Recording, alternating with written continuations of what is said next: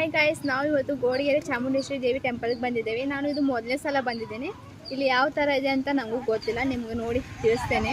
ಏನಂದರೆ ಇಲ್ಲಿ ಕಾಯಿ ಕಟ್ಟಿ ಬೇಡ್ಕೊಂಡ್ರೆ ನಿಜ ಆಗುತ್ತೆ ಅಂತ ಬಹಳ ಜನ ಅಂದಿದ್ದಾರೆ. ನನಗೂ ಗೊತ್ತಿಲ್ಲ. ಇಲ್ಲಿ ನನ್ನ ಫ್ರೆಂಡ್ ಕಟ್ತಾ ಇದ್ದಾಳೆ, ಅವಳು ಕೇಳ್ತೇನೆ ಕಟ್ಟಿದ ನಂತರ ಯಾವ ಥರ ಇರುತ್ತೆ ಅಂತ. ಮತ್ತು ಇಲ್ಲಿ ದೇವಿ ಮೂರ್ತಿ ನೋಡಲಿಕ್ಕೆ ಬಹಳ ಸುಂದರವಾಗಿ ಮತ್ತು ಕೆತ್ತನೆ ಮಾಡಿದಾರಂತೆ. ಯಾವ ಥರ ಕೆತ್ತನೆ ಮಾಡಿದಾರಂತೆ ನೀವು ನೋಡಬೇಕಂದ್ರೆ ವಿಡಿಯೋ ಸ್ಕಿಪ್ ಮಾಡಿ ಕಂಟಿನ್ಯೂಸ್ ಆಗಿ ನೋಡಿ ಗೈಸ್, ಇದೆ ದೇವಿ ಚಾಮುಂಡೇಶ್ವರಿ ತಾಯಿಯ ಮೂರ್ತಿ ಆಗಿದೆ.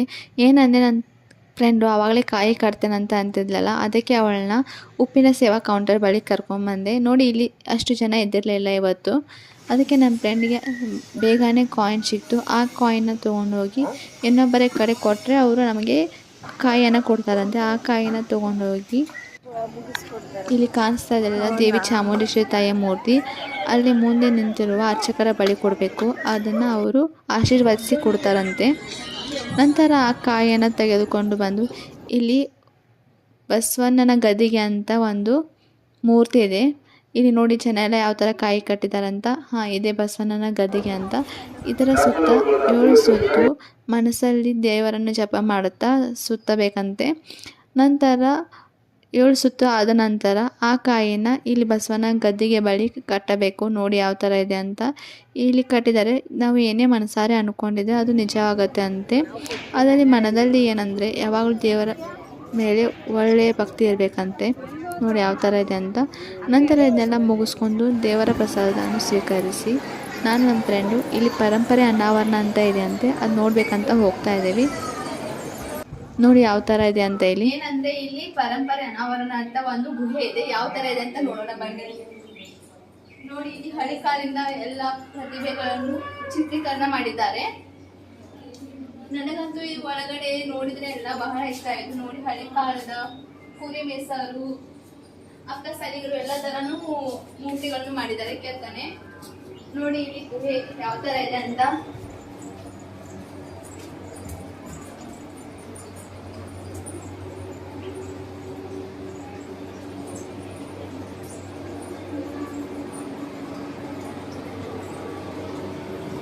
ನೋಡಿ ಚಾಮರಾಜ ಒಡೆಯರು ಮತ್ತೆ ಚಾಮರಾಜ ಬೆಟ್ಟ ಹಿರಿಯರ ಒಡೆಯರು ಯಾರ್ಯಾರು ಇದ್ದಾರೆ. ನಾನು ಕೇಳಿ ಫಸ್ಟ್ ಟೈಮ್ ನೋಡ್ತಾ ಇರೋದು. ಎಲ್ಲ ಅರಸ ಮಾಡಿದಾರ ಇದೆ ಕಾಣಿಸುತ್ತೆ. ಇಲ್ಲಿ ಹಳ ಕೊಳ ಯಾವ ತರ ಇರುತ್ತೆ ಹಳಿ ಸೈಡ್ ಎಲ್ಲ ತೋರಿಸಿದ್ದಾರೆ. ನೋಡಿ ಇಲ್ಲಿ ಲಿಂಗ ಸಹ ಇದೆ. ಯಾವ ತರ ಲಿಂಗ ಪ್ರತಿಭೆಗಳು ಉತ್ಪನ್ನ ಆತಂತ ತೋರಿಸ್ತಾರೆ. ನೋಡಿ ಇಲ್ಲಿ ಭೀಮಶಂಕರ ಜ್ಯೋತಿರ್ಲಿಂಗ ಮಹಾರಾಷ್ಟ್ರದಲ್ಲಿರೋದು ಇಲ್ಲೇ ತೋರಿಸಿದ್ದಾರೆ ಕೆತ್ತನೆ ಮಾಡಿ. ಮತ್ತೆ ಇಲ್ಲಿ ಉತ್ತರ ಕನ್ನಡದಲ್ಲಿರುವ ಕೇದಾರನಾಥ ಜ್ಯೋತಿರ್ಲಿಂಗವನ್ನು ಸಹ ಕೆತ್ತನೆ ಮಾಡಿ ತೋರಿಸಿದ್ದಾರೆ. ಎಲ್ಲ ತರ ಲಿಂಗಗಳು ಒಂದೇ ಕಡೆ ಸಿಗತ್ತೆ ನೋಡ್ಲಿಕ್ಕೆ.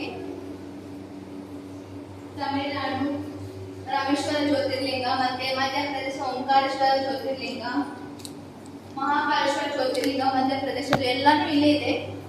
ನನಗಂತೂ ಈ ಪ್ಲೇಸ್ ಬಹಳ ಇಷ್ಟ ಆಯ್ತು. ನೀವು ಒಂದ್ಸಲ ವಿಸಿಟ್ ಮಾಡಿ, ಚೆನ್ನಾಗಿರತ್ತೆ.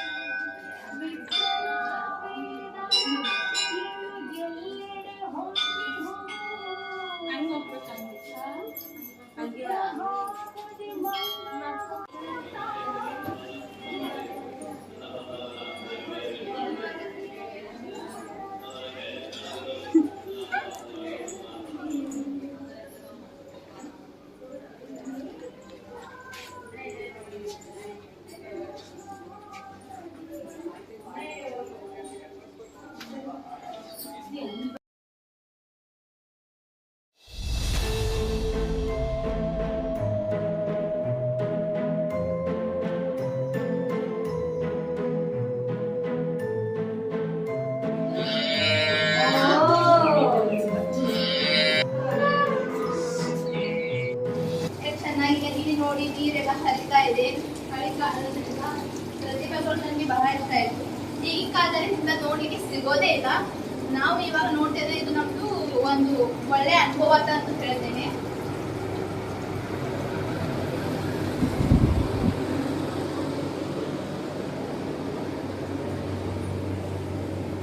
ಇಲ್ಲಿ ನೋಡೋದಾದ್ರೆ ಸಪ್ತ ಋಷಿಗಳ ಮೂರ್ತಿಗಳನ್ನು ಕೆತ್ತನೆ ಮಾಡಿದ್ದಾರೆ. ನೋಡಿ, ಮೊದಲಿನ ಕಾಲ ಋಷಿಗಳು ಯಾವ ತರ ತಪಸ್ಸುಗಳನ್ನೆಲ್ಲ ಮಾಡ್ತಿದ್ರು ಅಂತ ಇಲ್ಲಿ ಕೆತ್ತನೆ ಮಾಡಿದ್ದಾರೆ. ವಿಶ್ವಾಮಿತ್ರ, ಭರದ್ವಾಜ ಋಷಿ, ಗೌತಮ್ ಬುದ್ಧ ಎಲ್ಲರದ್ದು ಪ್ರತಿಮೆಗಳು ಇಲ್ಲಿದೆ. ಹಾಗೆ ಹೋಗೋದಾದ್ರೆ ಮತ್ತೆ ಮುಂದೆ ಏನೋ ಗುಹೆ ಟೈಪ್ ಕಾಣಿಸ್ತಾ ಇದೆ, ನೋಡೋಣ ಬನ್ನಿ. ಇಲ್ಲಿ ದೇವಿ ಚಾಮುಂಡೇಶ್ವರಿಯ ಮೂರ್ತಿನೂ ಸಹ ಕೆತ್ತನೆ ಮಾಡಿದೆ. ನನಗಂತೂ ಬಹಳ ಇಷ್ಟ ಆಯ್ತು.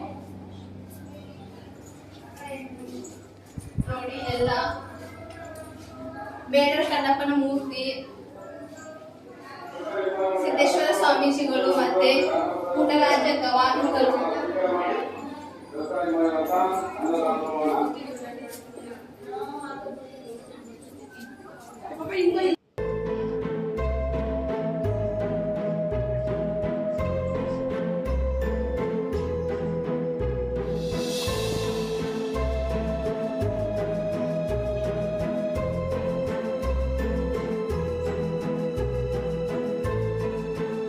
ಸ್ಥಳ ಯಾವ ಥರ ಇತ್ತಂತ ಕೊನೆಗೆ ಅದನ್ನೆಲ್ಲ ಮುಗಿಸ್ಕೊಂಡು ನಾನು ನಮ್ಮ ಫ್ರೆಂಡ್ ಬಸ್ ಅಂತೂ ಬಂದಿತ್ತು. ಬಸ್ನಲ್ಲಿ ಇವಾಗ ವಾಪಸ್ ನಮ್ಮ ಪಿ.ಜಿಗೆ ಹೋಗ್ತಾ ಇದ್ದೇವೆ. ಟೈಮ್ ಆಗಿದೆ.